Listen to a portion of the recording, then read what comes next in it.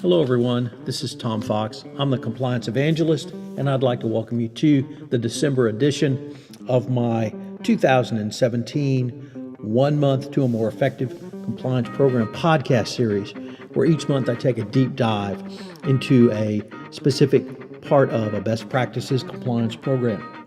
In the month of December, I'm taking a deep dive into better written standards, which form the very backbone of your compliance program. Written standards include codes of conduct, policies, and procedures, and we're going to be taking a very deep dive into the design of all of these, training, and revising and updating. We'll also take a look at the information communicated by the Department of Justice on what specific policies should be included in your best practices compliance program, including policies on gifts, travel, business entertainment, charitable donations, facilitation payments, third parties, and cybersecurity. We'll also take a look at certain enforcement actions and opinion releases to see what other information we can glean from these. My sponsor this month is my Doing Compliance Masterclass. We recently concluded the first masterclass in November 2017. I'm co-hosting this with Jonathan Marks at Markham LLC. We will be putting on a full series of classes in 2018. Check back for details. This month's podcast series will give you information which will allow you to set up the very foundation of your compliance program. My podcast series on 1 month to a more effective compliance program is a part of the Compliance Podcast Network. Day 6, training on your code of conduct. Next, we focus on the training of your code of conduct. While there have been many criticisms of code of conduct training, if you consider training as one source of your 360 degrees of communication, the rollout of a new or updated code of conduct can be also seen as an opportunity. This rollout fits directly into the concept of a 360 degrees of communication that we explored in last month's podcast series.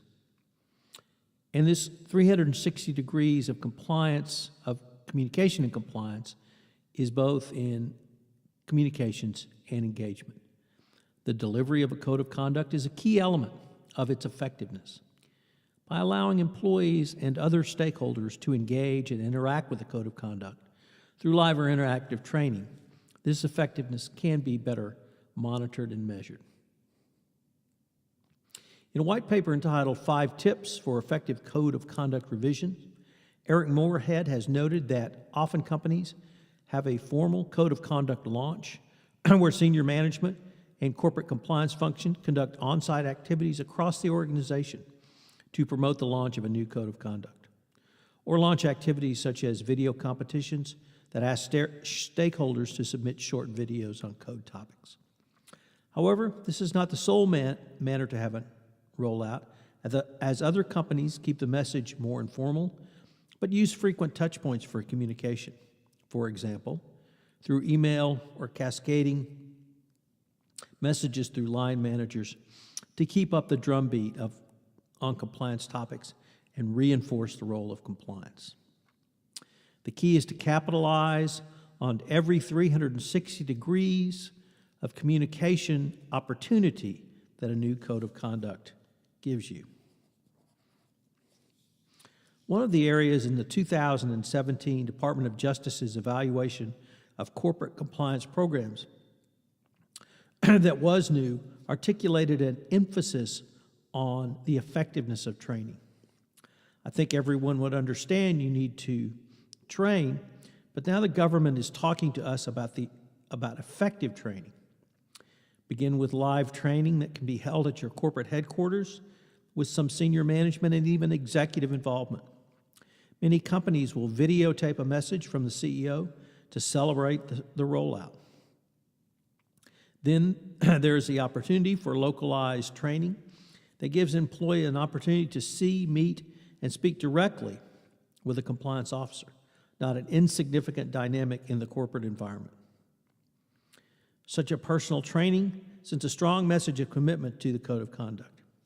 It gives employees the opportunities to interact with a compliance officer by asking questions which are relevant to markets and locations outside the United States, which can often provide employees with the opportunity to have confidential in-person discussions. An important part of in-person training is the opportunity to interact with the audience through questions and answers. There are a couple of different approaches to questions and answers. The first is to solicit questions from the audience. However, many employees may be reluctant for a variety of cultural reasons to raise their hands and ask questions in front of others. This can be overcome by soliciting written questions on cards or notepads.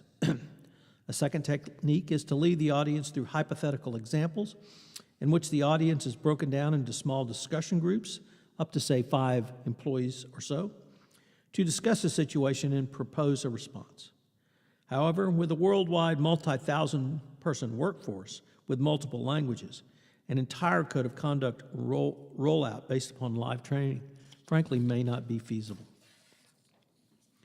Not surprisingly, one of the key themes in compliance is to understand your company and to tailor your compliance program, including your code of conduct training for your audience. Companies have to consider their audience when considering the drafting of a code of conduct, the tone it is going to have, how long it is going to be, and the topics you are going to cover in the code of conduct. The same analysis is true for your training. Organizations put together custom training for their code of conduct rollout. It is typically online, and if it makes sense for them for their code of conduct training, I think the same rules apply here. If you want your training to really resonate with the audience that you're trying to reach, your code of conduct training can also be more modular in presentation. For instance, if your code of conduct identifies 12 key risk, if your company has identified 12 key risk areas in your code of conduct, you could train on 6 risk areas this year instead of the full dozen. You can keep important topics like reporting and anti-retaliation and similar topics that always have to be talked about on an annual basis, but you can split on other topics to try to shorten the length of the training. Another mechanism that Eric Moorhead has observed over the years is to make training more interactive. When audience members are required to answer questions on an ongoing basis, it can foster engagement. It can also help meet the DOJ requirement to demonstrate the effectiveness of your training. Gamification, which goes hand in hand with interactivity, has also been talked about and is utilized more and more. At the end of the day, the reality is, just as with different types of codes of conduct making sense for different types of organizations, the same is true for training. It may make sense, particularly interactive training, I should say. It may make sense for your employee population, and it may not. But it does mean you should consider your employee population and take a look at offerings that are out there to consider how does it fit into your company. Your code of conduct training should basically be an extension of the way you communicate compliance in your organization. If code of conduct training is divorced from your 360 degrees of compliance communication style, you may well be missing an opportunity to drive better understanding of the code of conduct and actually denigrate the effectiveness of your training. Whatever approach is used, one of the critical elements is the length of time for the training sessions. Although lawyers and ethics and compliance professionals can sometimes sit through a multi-hour code of conduct presentation, it is almost impossible to keep the attention of business and operations folks for such a period of time. The presentation and number of PowerPoint slides must be kept to a manageable length before the attendees' eyes start to glaze over. So what are today's 3 key takeaways? Well, number 1, consider a video message from your CEO to help roll out your code of conduct initiation or update. Number 2, as with your risk ranking, really think about tailoring your code of conduct to your workforce. What works for you? You don't have to take an off-the-shelf solution.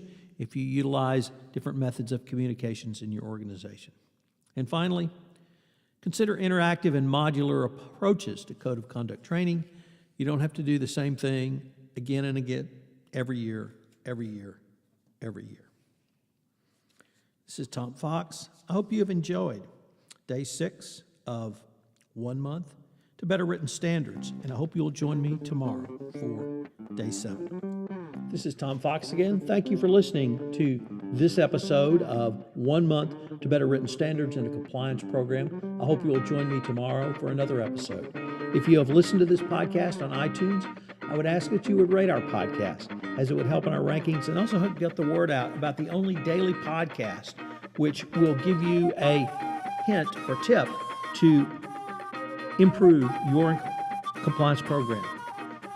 Also, if you have any questions, you can email me at tfox@tfoxlaw.com.